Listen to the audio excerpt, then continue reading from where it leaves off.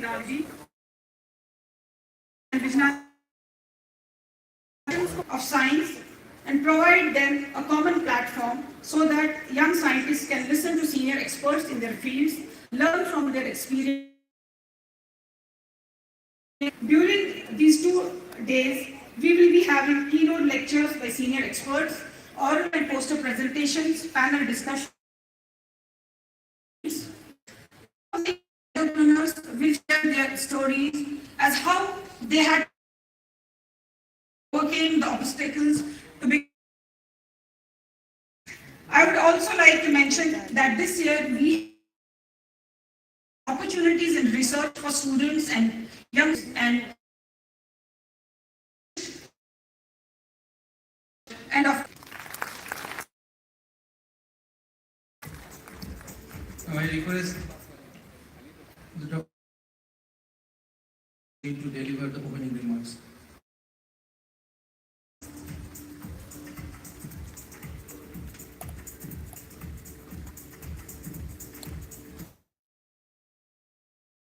A very good morning to all of you, Honorable Minister for Science and Technology, Earth Sciences, Environment, Forest and Climate Change, Dr. Harshvardhan ji, Professor Ashutosh Sharma, all dignitaries in the audience internationally. It's indeed a very important and happy moment for all of us to the India International Science Festival with the inauguration of the Young Scientist Conference. The Young Scientist Conference being placed as the first session for this whole activity or the festival signifies the importance the young researchers and the scientists have in the journey of our science as we move India towards becoming a global player, becoming a global leader. We have, in fact, over the last few years, seen wonderful enabling policies which have really helped our young scientists to take up science as a career, to move ahead in taking science for the development of the nation. We have to thank our Mantriji for his strategic guidance in terms of how we need to take the basic and applied science, the fundamental science towards the solution science, towards solutions for application of society. This conference is going to give us this message, as was said by Dr. Meenakshi Munshi.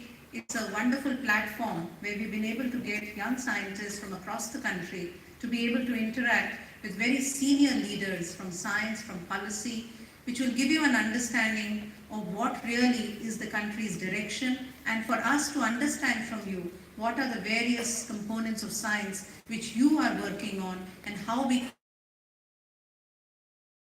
learning through a peer-to-peer interaction facilitate your knowledge generation and creation and advancement so that we know that this is going to be the future of our science as we move on.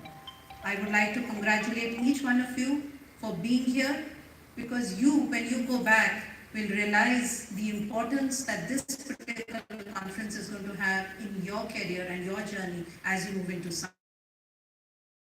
A turning point. If we look back a couple of years later, we will see that this was a turning point for the career of many of you for becoming leading scientists of our country. But most importantly, that is science. So good session. Thank you.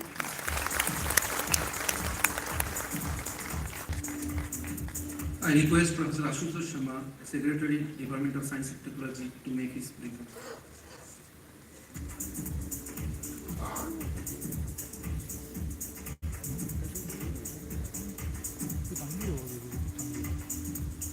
Honorable Minister Dr. Harshvardhan ji, Ms. Renu Swarup, Secretary DBT, all the distinguished people gathered here, scientists, young scientists, old scientists, students, ladies and gentlemen. I would be very, very brief. So this is a young scientist conclave. I see some young scientists in all the other rows. In fact, I have not been to any conclave which is not a young scientist conclave. There are no such thing as old scientist conclave, in fact. So there are, all the scientists are young, some are younger. So what I want to convey very quickly is that being young is a special privilege in this world once in our lives. And this is such a great feeling, this is such a great energy, this is so much enthusiasm which is packed in here. And we want to make the best of it. Not just in India International Science Festival, which is certainly a great beginning, but to take forward that enthusiasm, that energy, that motivation, that positivity that we would learn here. I would just conclude by saying that, you see, it is special when you can take greater risks. And doing great science is all about taking risks. It's all about not having fear of failure. And the way to do great science, good science, also to do great innovation, to turn science into new opportunity, this enthusiasm, this motivation. I wish all the young scientists all the very best in making the best use of this festival and then taking this message forward in our lives. Thank you very much.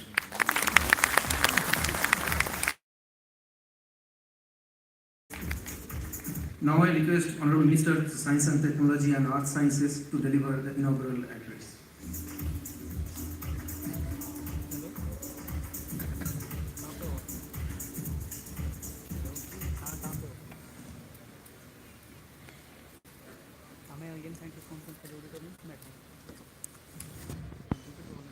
Professor Ashutosh Sharma, Dr. Iisf, Dr. Ramesh and Dr. Meenakshi, इसी सभागार में उपस्थित सभी देश के हमारे वरिष्ठ वैज्ञानिक जो बहुत सारी प्रतिष्ठित संस्थान के यहाँ अनेक डायरेक्टर्स भी आए हैं, हमारे विज्ञान भारती के भी वरिष्ठ लोग हैं सब यहाँ, और देश भर से बड़ी संख्या के अंदर यहाँ इस हॉल में तो अभी यंग साइंटिस्ट नज़र आ रहे हैं, लेकिन पूरे कैंपस में तो मैं कल ही से देख रहा हूँ, because I came yesterday in the afternoon, इतने उत्साह के साथ लोग अपनी अटैचियाँ, अपने बैग और सारा सामान लेके 4 दिन 5 दिन के लिए बड़ी ऊर्जा के साथ आ रहे थे। लगातार कल से उत्साह देख रहा हूँ। 4 इंडिया इंटरनेशनल साइंस फेस्टिवल ये चौथा है और उसका पहला सेशन है, और पहले सेशन के अंदर भी इतनी बड़ी संख्या के अंदर लोग समय पे यहाँ पहुँचे। I think this itself speaks volumes about your commitment to your own specialty. तो इसके लिए मुझे बहुत बहुत आपको हृदय से बधाई देनी है, बहुत बहुत अभिनंदन है आप सबका। जैसे प्रोफेसर आशुतोष शर्मा कह रहे थे कि यंग होना एक प्रिविलेज है, तो ऐसे तो हम लोग भी अपने को अभी यंग ही समझते हैं, और लेकिन इसमें कोई शक की बात नहीं कि जब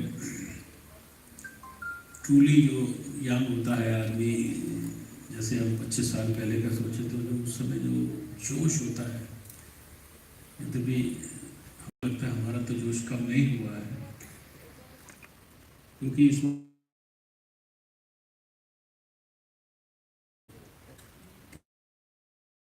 रहता है और कोई बसें भर के टिकट दे सबको लखनऊ रवाना किया जाए, ऐसा भी नहीं होता है।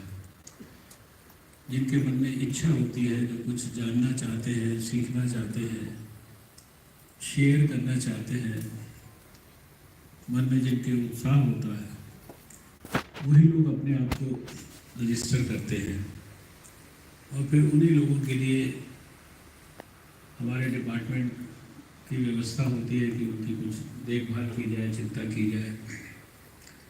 उस नाते जो लोग यहाँ आए हैं और हज़ारों की संख्या में बच्चे और हमारे साइंटिस्ट लोग ये हम सब के लिए भी बहुत उत्साहवर्धक है। मैं पिछले 3 जो साइंस फेस्टिवल हुए उसके मुकाबले, क्योंकि सारे साइंस फेस्टिवल्स को उनके कंसेप्ट के जन्म से लेकर और अभी तक चौथे साइंस फेस्टिवल तक बहुत नज़दीक से उसकी सारी एक्टिविटीज़ को पूरा फॉलो करने का मौका मिला है। तो हम देख रहे हैं कि दिन प्रतिदिन और हर फेस्टिवल में पिछले फेस्टिवल के मुकाबले उसकी क्वालिटी, उसकी क्वांटिटी, उसका लक्ष्य, उसकी ऊर्जा, ये सब चीज़ों में गुणात्मक सुधार हो रहा है। इस बार हम लोगों ने एक और विशेष बात की कि जिस तरह से ये कार्यक्रम विज्ञान भारती के साथ मिलकर भारत सरकार हम लोग का मंत्रालय करता है, और स्वाभाविक है कि उत्तर प्रदेश की सरकार का हम लोगों ने सहयोग लिया, मुख्यमंत्री जी ने भी व्यक्तिगत रुचि ली। लेकिन इस बार हमने एक विशेष बात किया कि सारे देश भर में इस साइंस फेस्टिवल से पहले अनेकों कार्यक्रमों को आयोजन किया, और ये कार्यक्रम इस दृष्टि से किए कि इस साइंस फेस्टिवल में आने के पहले जो इसका वास्तविक लक्ष्य है कि हम सारे देश की अपनी भविष्य की और आज की जो साइंटिफिक कम्युनिटी है इसमें एक उत्साह और ऊर्जा के साथ साथ एक बहुत हाई क्वालिटी की सिनर्जी पैदा करें और सब लोग एक ही दिशा में देश के अंदर विज्ञान से जुड़े हुए या जो विज्ञान का भविष्य है वो सब सोचें। तो इस बार करीब कल शाम तक 77 स्थानों पर देश के अंदर स्पीच प्रोग्राम्स किए गए, यानी जहां हमारी लेबॉर्ट्रीज हैं, कहीं उन्होंने सहयोग किया, कहीं दूसरे साइंटिफिक इंस्टीट्यूशंस ने सहयोग किया, और यंग वैज्ञानिकों को भी और यंग स्टूडेंट्स को भी और उसके अंदर एक्सपीरियंस्ड हमारे वैज्ञानिकों को इन्वॉल्व करें। जिसे कहते हैं कि अब बिल्डअप कोई सिंबॉलिक बिल्डअप नहीं, उसको आप ऐसा कह सकते हैं कि एक स्थान पे छोटा छोटा एक तरह का एक मिनी साइंस फेस्टिवल की जैसी ऊर्जा पैदा करने का प्रकल्प चला। तो मैं अभी आते समय डाटा को लिख रहा था तो ध्यान में आया कि 77 स्थानों में जो कार्यक्रम किए इनको 44 शहरों के अंदर भारत के लिए, और कोई भारत का इलाका नहीं छोड़ा गया जहाँ पर ये कार्यक्रम नहीं हुए। इन कार्यक्रमों को नॉर्थ ईस्ट के अंदर भी, आसाम के अंदर, डिब्रूगढ़ के अंदर, शिलोंग के अंदर, दूसरे मेघालय के अंदर, इम्फाल के सब जगह पे, और मैं देख रहा था कि करीब 5 लाख जो विद्यार्थी हैं या जो हमारे यंग लोग हैं वो इन कार्यक्रमों के अंदर साथ डायरेक्ट संबंध हुआ, संपर्क हुआ। इसी तरह से एक कर्टन रेजर जैसे 4-5 बड़े कार्यक्रम किए। एक कार्यक्रम सबसे पहला जो था वो कलकत्ता में किया था, उसमें स्वयं मुझे जाने का मौका मिला। दिल्ली में किया, उसके अंदर भी मुझे रहने का मौका मिला। मुंबई में कार्यक्रम हो, 77 प्रोग्राम्स। बड़ी आप कल्पना करिए कि एक कर्टन रेजर जैसे आउटरीच प्रोग्राम्स में हैदराबाद के अंदर 20,000 लोगों का पार्टिसिपेशन था। हम लोग पॉलिटिकल पार्टी के अंदर काम करते हैं तो हमको पता है कि किसी पब्लिक मीटिंग के अंदर 20,000 लोगों को जो है ले आना हो या 20,000 लोग आ जाए तो उसके लिए जो है कितना एक प्रकार से कितनी बड़ी पब्लिक मीटिंग उसको माना जाता है, उसके लिए पार्टी के अंदर भी कितनी मेहनत करनी पड़ती है। लेकिन ये वो डाटाज हैं जिनमें किसी को ज़बरदस्ती पकड़ के बुलाया नहीं गया और अपने स्वतः अपनी इच्छा से हमारे विद्यार्थी और हमारे यंग लोग और उनको गाइड करने के लिए हमारे सीनियर लोगों ने पार्टिसिपेशन किया। जम्मू के अंदर 3,000, तमिलनाडु के अंदर 15,000 लोगों ने भाग लिया। एक आउटरीच प्रोग्राम के अंदर। और इसी तरह से जो पालमपुर के अंदर हिमाचल प्रदेश में 3,000 लोगों ने भाग लिया। गोवा के अंदर जो है 4,000, गोवा कितना छोटा सा है गोवा, 4,000 जो है वहाँ पर लोगों ने भाग लिया। तो इस बात की हमें बहुत विशेष खुशी है कि इस बार ये केवल 4 दिन का एक तरह से इवेंट नहीं रहा। ये इस बार खाली इवेंट उत्तर प्रदेश के अंदर नहीं हुआ। ये इस बार का इवेंट हमारा सही मायने में एक तरह से इसका जो सेलिब्रेशन है, इसका जो इम्प्लीमेंटेशन है, इसकी भावना का, वो पूरे पैन इंडिया के अंदर हुआ। तो बड़ी खुशी की बात है। और सबसे बड़ी बात मैं आपको बताना चाहता हूँ कि प्रधानमंत्री जी को हमने बहुत नज़दीक से काम करते हुए देखा है। उनकी भावना है, उनका वैज्ञानिकों की क्षमता में और वैज्ञानिकों के अंदर भी जो यंग लोग हैं उनकी क्षमता के अंदर उनको बहुत जबरदस्त कॉन्फिडेंस है। मैं काट दिया था, सर की स्पीच चल रही थी। और वो जब भी देश की समस्याओं की चर्चा करते हैं, बात करते हैं, ठीक है मैम, तो उनकी बातचीत में से ये झलकता है कि अगर वैज्ञानिक लोग चाहें ओके ओके। तो वो इस देश की हर समस्या का समाधान साइंस के माध्यम से खोज के हमको दे सकते हैं। और वैज्ञानिक लोग चाहें तो वो हर अपनी खोज को ऐसे आउटपुट में परिवर्तित करके दे सकते हैं जिसको हम देश की जनता के बीच में पहुंचा सकते हैं।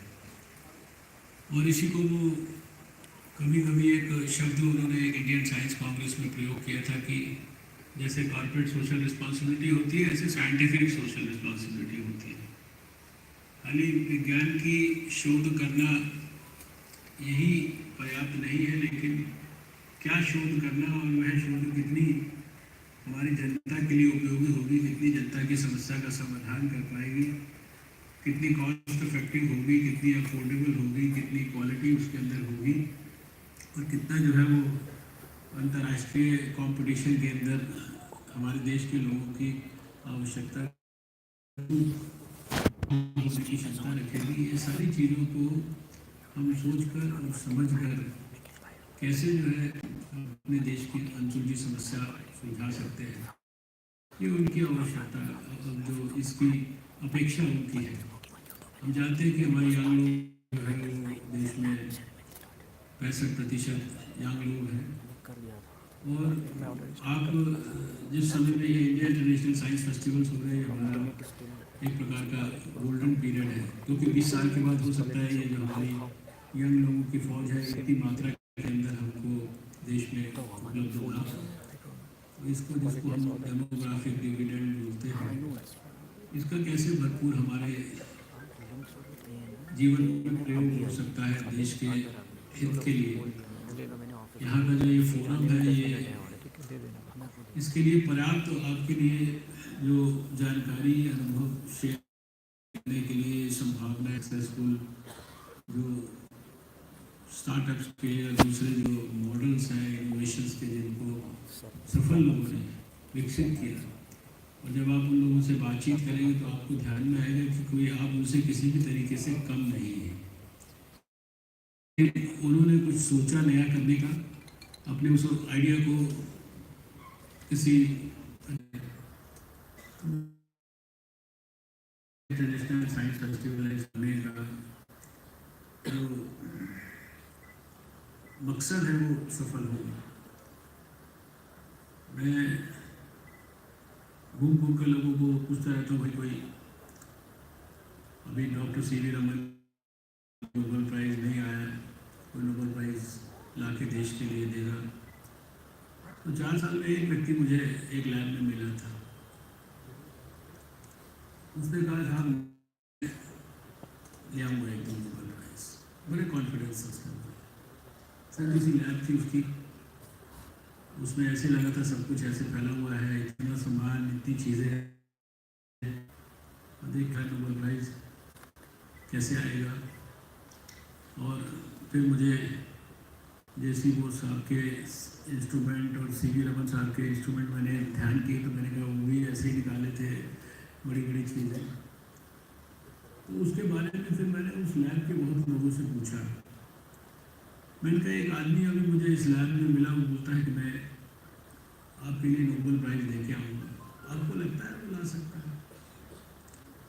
बहुत सारे लोगों ने मुझे बोला कि सर वो ला सकता है। मैंने कहा क्यों, ऐसी क्या खास बात है आपको लगता है कि वो ला सकता है?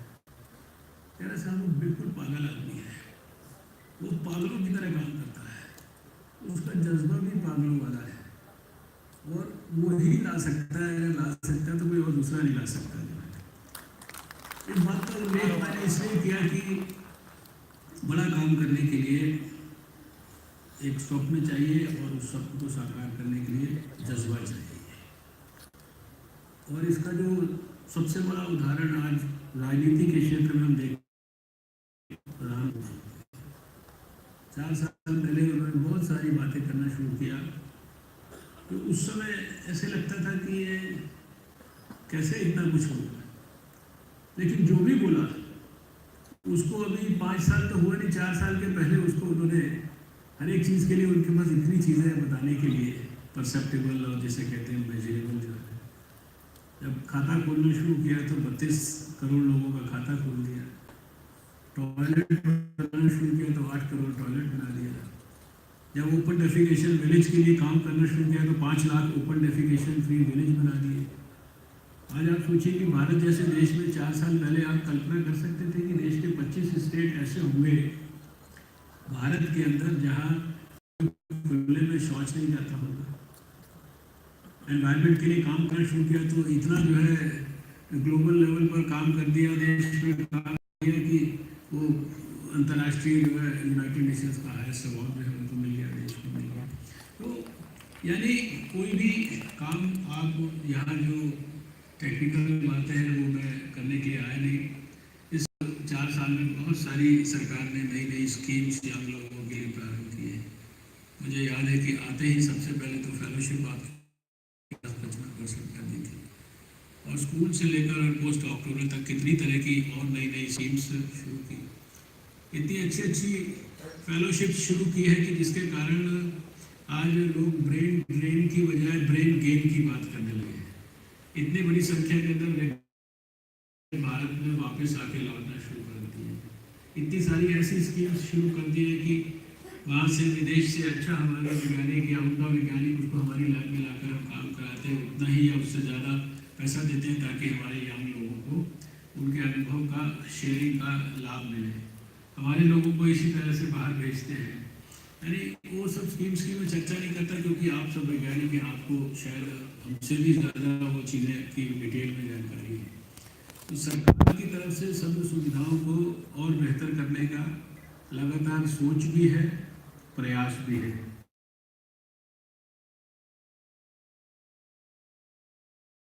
और स्टैंड अप का मूवमेंट है, इनोवेशन का मूवमेंट है, इनोवेशन इकोसिस्टम को डेवलप करने का मूवमेंट है, नए नए जो इंक्यूबेटर्स और टेक्नोलॉजी पार्क और ये सारी चीज़ें बनाने का जो मूवमेंट है, इसको भारत सरकार ने बहुत बड़ी प्राथमिकता दी है। हमारे विज्ञान मंत्रालय के माध्यम से कितने सारे स्टार्टअप्स को सब के अंदर दिया, सारे देश के इंस्टीट्यूशंस को विज्ञान आज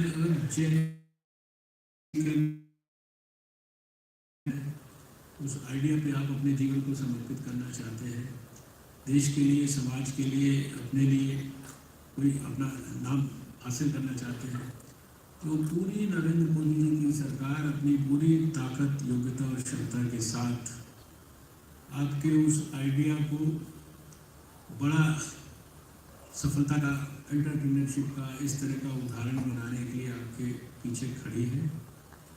और ऐसे अभी हज़ारों उदाहरण पैदा हुए हैं जिन्होंने सिर्फ मन में आइडिया रखा, विचार रखा, जज्बे के साथ काम करना शुरू किया और सरकार की ताकत के साथ मिलकर उन्होंने हमारे लिए बहुत सारी चीज़ें डेवलप करके दे दी और अभी उसी दिशा के अंदर आगे बढ़ रहे हैं। आज के इस अवसर पर मैं इतना ही कह के अपनी बात को समाप्त करूंगा। 2 दिन ये हमारा यंग साइंटिस्ट का सम्मेलन चलने वाला है। इसमें बड़ी संख्या में बहुत वैज्ञानिक, एक्सपर्ट्स और हर प्रकार की जो विज्ञान के क्षेत्र से जुड़ी हुई हमारी जानकारी है, सोच है, वो बेसिक से लेकर फंडामेंटल से लेकर और सॉल्यूशन साइंस तक और कटिंग एज टेक्नोलॉजी की रिसर्च तक सब चीज़ों पर चर्चा होगी। बड़े बड़े एक्सपर्ट्स यहाँ पर आएंगे, यंग लोगों को भी अपनी बातों को कहने का मौका मिलेगा और मुझे पूरा विश्वास है कि ये 2 दिन का जो यंग साइंटिस्ट कॉन्क्लेव है ये खाली इस इंडिया इंटरनेशनल साइंस फेस्टिवल के इतिहास में ही एक महत्वपूर्ण स्थान नहीं प्राप्त करेगा, अपितु यहाँ पैदा हुई ऊर्जा और यहाँ पैदा हुई जो भावना है उसके माध्यम से भारत के लिए आने वाले वर्षों के अंदर वो सब कुछ उपलब्ध होगा जिसकी आज प्रधानमंत्री मोदी जी को भारत को एक न्यू इंडिया 2022 में डिलीवर करने के लिए आवश्यकता है। वो चाहते हैं कि जैसे उनका सपना है 2022 तक नया भारत बनाने का, ये सपना हम सब का सपना है और हम सब अपनी अपनी योग्यता और क्षमता के अनुरूप उस सपने को साकार करने के लिए कुछ न कुछ उसके अंदर अपनी आहुति डालें। इन्हीं शब्दों के साथ मैं भगवान से यही प्रार्थना करता हूँ आपके सुनहरे भविष्य के लिए और आप अपने इंस्टीट्यूशन का और अपने देश का इसी प्रकार से नाम रोशन करें, यही मेरी शुभकामना है। नमस्कार, जय हिंद, भारत माता की।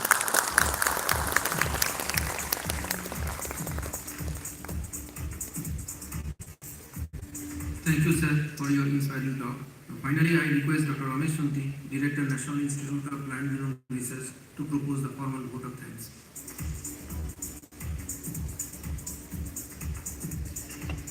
Good morning, young scientists, and all here who are young at heart. It's a pleasure to deliver the vote of this inaugural session of the Young Scientists Conference. Daud Sabdanji, Honorable Union Minister, for taking time out from his very busy schedule to be present here. So your presence here is a source of strength for us. We will take your advice at heart and you will find that the scientists of our country are not lacking either in passion or in innovation. We will step up and take the challenge, sir. Dr. Iisf, for indicating the importance of youth for science in our country. Dr. Ashutosh Sharma, for saying that, for pointing out that it is the young who can actually take risks.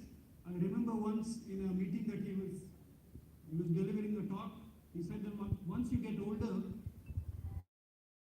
you change the TV channel. So, to take risks is now. Later on, it becomes more difficult as we have more and more responsibilities. I'd like to thank Viba and Mr. Jayakumar in particular for helping us organize not only the Young Scientist Conference but the IISF in general, and Mr. C.P. Goyal, who has actually made the IISF possible. There are 3 people who have come from the Young Scientist Conference. Efforts to make this a fruitful conference.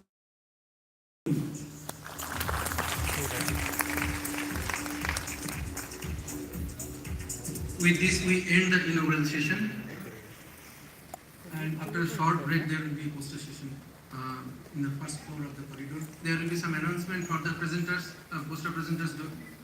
You people don't go.